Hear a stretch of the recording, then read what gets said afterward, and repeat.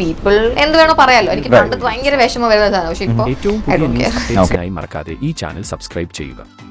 കൃഷ്ണകുമാറിന്റെ 4 പെൺമക്കളിൽ ആദ്യം വിവാഹിതയായത് രണ്ടാമത്തെ മകളായ ദിയ കൃഷ്ണയാണ്.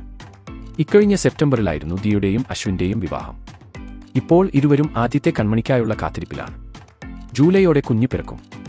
ഇപ്പോഴിതാ ചേച്ചിയുടെ കുഞ്ഞിനെ കാണാനും ഓമനിക്കാനും താൻ ആഗ്രഹത്തോടെ കാത്തിരിക്കുകയാണെന്ന് പറയുകയാണ് ദിയുടെ സഹോദരിയായ ഇഷാനി. ഓസിയുടെ കുഞ്ഞിനെ കാണാൻ ഞങ്ങൾ എല്ലാവരും എക്സൈറ്റഡാണ്. ഹൻസു കഴിഞ്ഞിട്ട് കുടുംബത്തിൽ വരാൻ പോകുന്ന ആദ്യത്തെ കുഞ്ഞാണ്. എന്റെ ഓർമ്മയിൽ ഞാൻ ഒരു ബേബിയെ കൈകാര്യം ചെയ്തിട്ടുണ്ടെങ്കിൽ അത് ഹൻസുവിനെയാണ്. തന്റെ ഫോളോവേഴ്സിന്റെ ചോദ്യങ്ങൾക്ക് മറുപടി നൽകുകയായിരുന്നു ഇഷാനി. ദിയുടെ കുഞ്ഞ് ഇഷാനിയെ എന്താകും വിളിക്കുക എന്നായിരുന്നു മറ്റു ചിലർക്ക് അറിയേണ്ടിയിരുന്നത്.